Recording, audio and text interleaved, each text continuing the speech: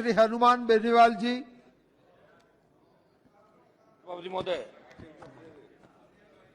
सदन में आज राष्ट्रीय राजधानी क्षेत्र शासन संशोधन विधेयक 2023 पर चर्चा हो रही है।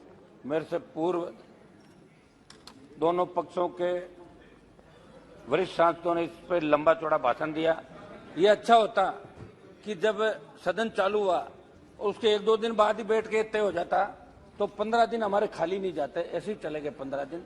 ये बात तो बैठ के वैसे ही हो जाती। एक मिनट, आप लोग भी साथ थे नहीं चलाने के अंदर, अगली बार तो आप भी नहीं चलाने में थे। एक मिनट सभापति महोदय, इसके उद्देश्य और कारणों की तरफ देखें तो ये ध्यान में आया कि इसका उद्देश्य दिल्ली राष्ट्रीय राजधानी क्षेत्र शासन अधिनियम 1991 में संशोधन करना है। इससे केंद्र सरकार को अधिकारियों, कर्मचारियों, कार्यकाल अन्य सेवा शर्तों से दिल्ली राष्ट्रीय राजधानी क्षेत्र के कार्यों के सिलसिले में नियम बनने का अधिकार मिल जाएगा।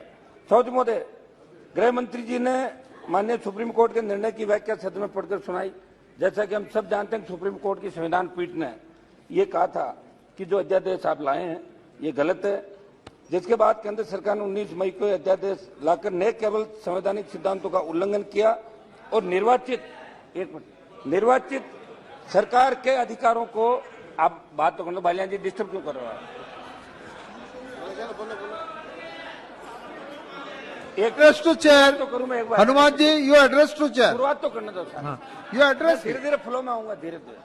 नहीं, आपको तीन मिनट है। You have to conclude in 3 minutes.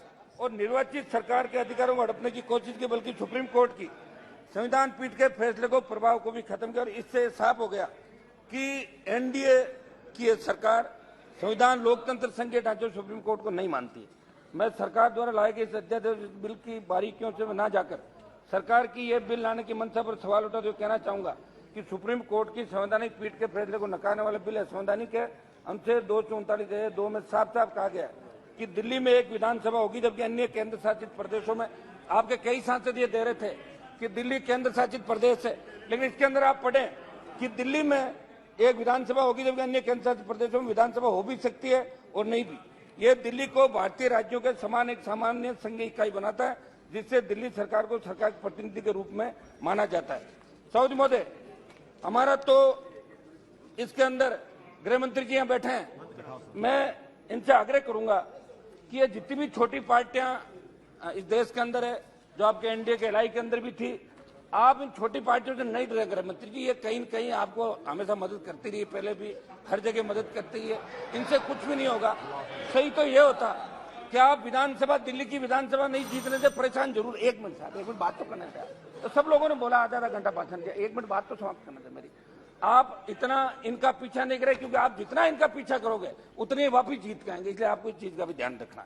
मेरा इसके अंदर निवेदन था गृह मंत्री जी कि जो सरकार चुनी जाती है वो जनता की सरकार होती है, उस सरकार को काम करने का अधिकार आपको देना चाहिए। बड़ा मन रख के काम करने का अधिकार आप देंगे तो एक खूबसूरत लोकतंत्र कहलाएगा। हिंदुस्तान वर्ल्ड का सबसे बड़ा लोकतांत्रिक देश है और राज्य जुड़े विषय में निर्णय लेने का स्वतंत्र अधिकार राज्य को मिले। मेरा ये आपसे आग्रह था। और आपका जो मैनिफेस्टो है भारतीय जनता पार्टी का, वो हमेशा मैनिफेस्टो ये कहता है कि हम स्वतंत्र राज्य का दिल्ली को दर्जा दिलाएंगे। या तो मैनिफेस्टो में आप नहीं कहते, वो झूठा है और यहाँ झूठी बात है। मैं गृह मंत्री जी आपसे ये भी आग्रह करूंगा कि दिल्ली के हमारे जो भाई सांसद है सारे, और ये मेरा विशेष ख्याल रखते हैं, तो आज इनकी सब जगह पर्ची दे के कह रहे थे कि जैसे गृह मंत्री जी बैठे तब हमारा भाषण कराओ, एक से एक जिद कर रहे थे आप लोग। तो विदुड़ी जी समाप्त कीजिए, एक समाप्त कीजिए। विदुड़ी जी, मनोज तिवारी जी और परवेज वर्मा जी ने अच्छा भाषण दिया तीनों ने। इनकी परफॉर्मेंस को देखते हुए कोई मंत्रिमंडल का विस्तार हो तो एकाध का number. Thank you very much, thank you. एक मिनट, एक लास्ट मेरा सर आग्रह था कि अपने मणिपुर, हरियाणा, इसकी तरफ भी आप ध्यान दें। गृह मंत्री जी यहाँ बैठे और एनडीए की बैठक गृह मंत्री जी आपने बुलाई, लेकिन लेट बहुत बुलाई, 4.5 साल में याद नहीं है आपकी। और अब की बार तो ऐसे दलों को बुला ले जिनका एक भी एमपी नहीं है। लंबी सूची पढ़ के सुना दी कि एनडीए के अंदर इतने साथी, क्या करोगे इनको बिना। बहुत बहुत धन्यवाद। तो मेरा आपसे आग्रह था बेनीवाल जी, बहुत बहुत सरकारों को। श्री सुशील कुमार रिंकू, लास्ट बार समाप्त कर सर, 1 मिनट प्लीज, लास्ट समाप्त कर रहा हूँ। कुछ इधर भी तो वार करूंगा मैं। कंक्लूड। एक मिनट लास्ट मेरा ये था साहब, ईडी सीबीआई के दुरुपयोग की बात बार बार चल रही है, ये सही बात है, लेकिन कांग्रेस पार्टी ने भी ईडी सीबीआई का दुरुपयोग किया था और खुद के ही मंत्रियों को जेल के अंदर डाला था, ये सही बात है उस समय भी। और कई सरकारों को मतलब बर्खास्त किया और 22 बार से राष्ट्रपति शासन बहुत बहुत धन्यवाद। दोनों मिले हैं, हम तो ये कहना